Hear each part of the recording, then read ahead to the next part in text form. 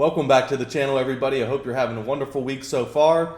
Today's video is a subscriber requested video, and they were basically just asking me what some of my current favorite gourmand fragrances are.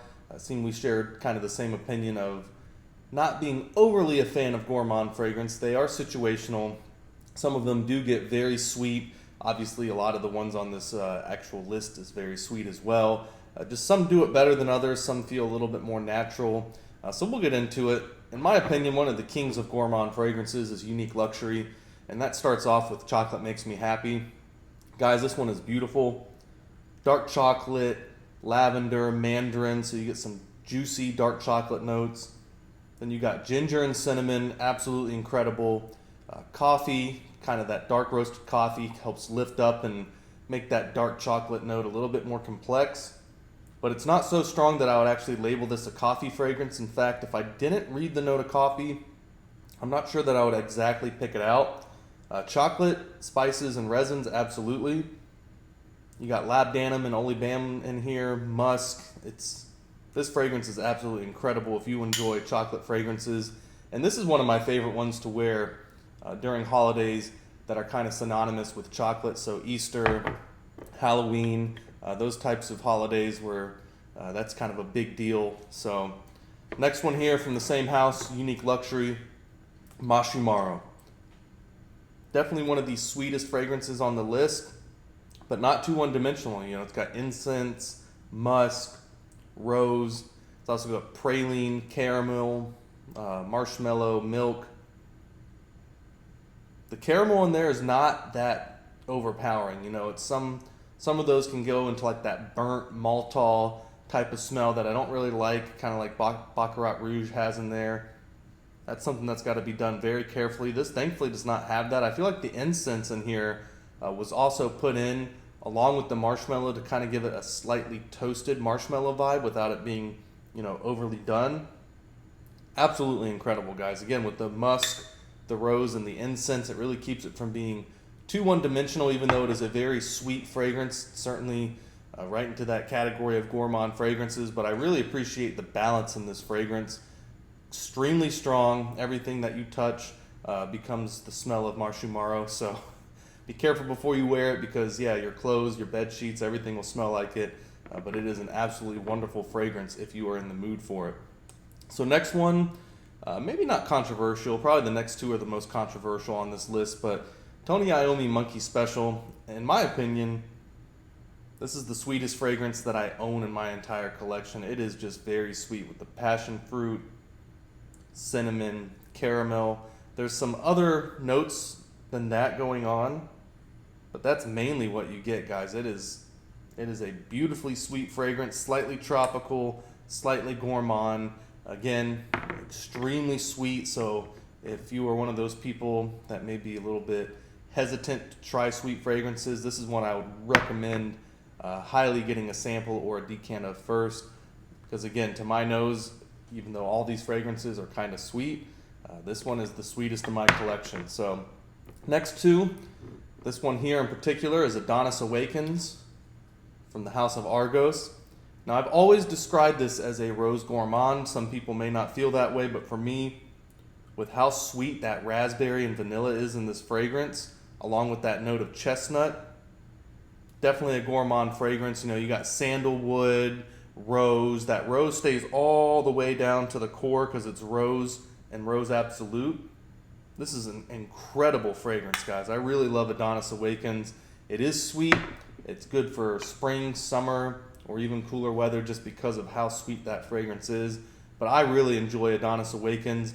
But for me, it is that sweetness of the raspberry, vanilla, along with that note of chestnut in the base notes that really turn that into kind of a rose gourmand fragrance for me. So next, from the House of Boadicea, we got Amethyst. Notorious would be another good one. I think that's their chocolate and orange fragrance. I remember trying that some time ago.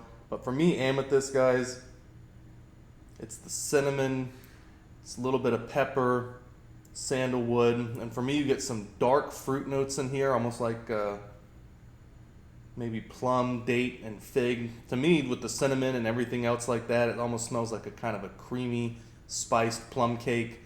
Just absolutely incredible stuff if you enjoy those types of fragrances. in my opinion, this may be the best cinnamon fragrance that I've ever smelled. And that is a prominent note in there, along with the black pepper and some of the woods as well. But very, very well crafted, very well blended, very high quality ingredients. And sadly, this is discontinued at that point. So if this interests you, I think you can still find it for the $400 to $500 range. But Amethyst is an incredible fragrance. So next up, maybe my favorite overall gourmand, because it kind of changed my perspective of what I thought a gourmand fragrance could be. And this is Raja Parfum's Sweetie Oud. Now, Sweetie Oud, resins, not really a ton of spice notes going on, but I always say this kind of reminds me of like a fresh baked croissant with a little bit of honey kind of drizzled over it. It's sweet, but not overly sweet. Definitely still sweet enough to be considered a gourmand fragrance, especially with that kind of fresh baked pastry type of note. Unbelievable stuff, man. Raja, anyone who's ever gotten to the house, one of the best things about him is not only the quality of the ingredients that he uses, but just the way that some of his fragrances are blended and crafted. It's really just an incredible fragrance. I know a lot of people that have this in top 5 of the house, of the entire house of Raja Parfums, and I'm right there with them. It's definitely a fragrance that is versatile. You know, it's not overpowering enough or too sweet to where you cannot wear this in hot environments. But it is something personally that I say for a little bit cooler weather. Incredible stuff.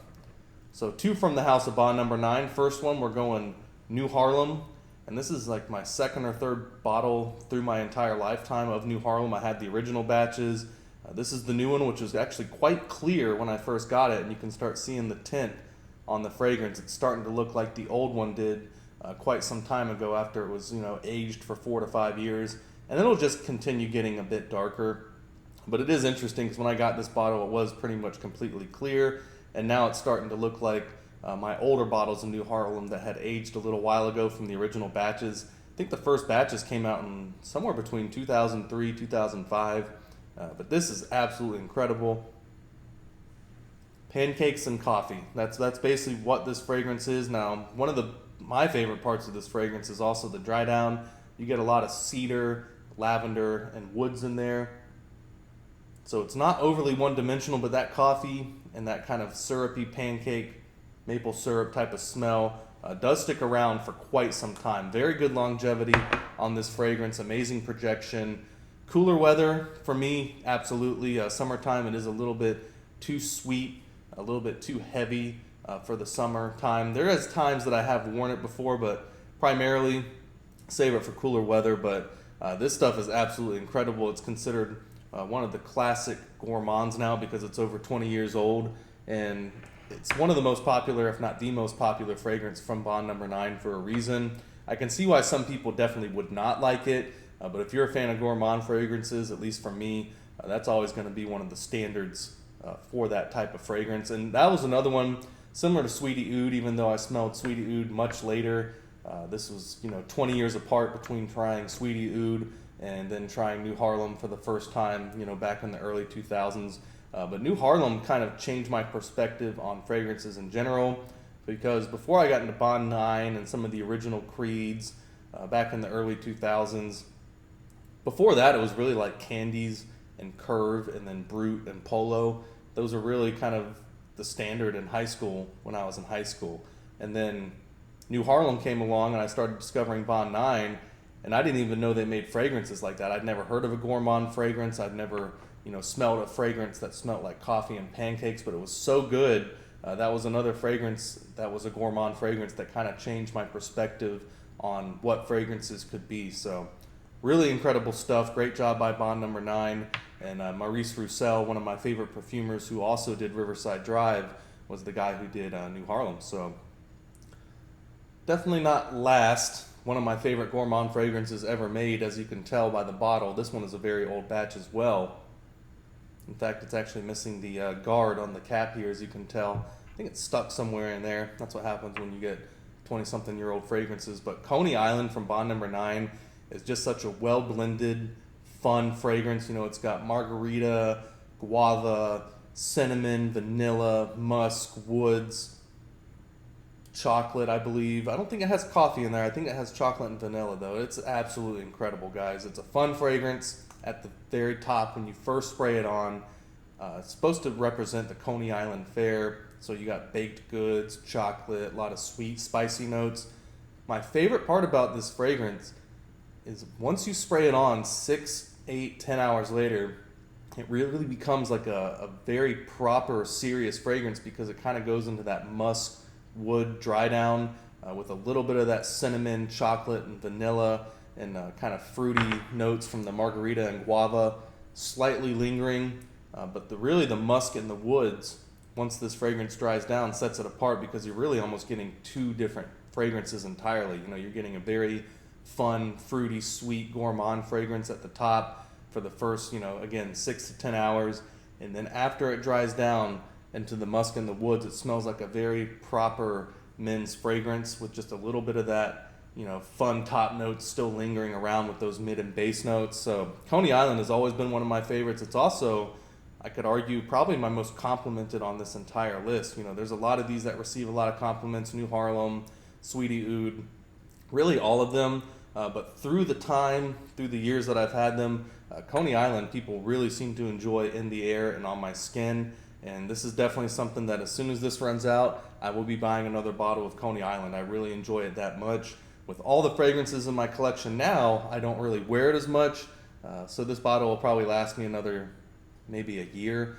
I'll try to wear it a little bit more often, especially as we get into some cooler weather here. But again, kind of like Sweetie Oud and some of these other fragrances, with the top notes being the guava, the margarita mix, it's not too heavy in the summertime. It's not a fragrance that feels out of place. It's just something, for me personally, I try to save for a little bit cooler weather. So I hope you guys enjoyed this video.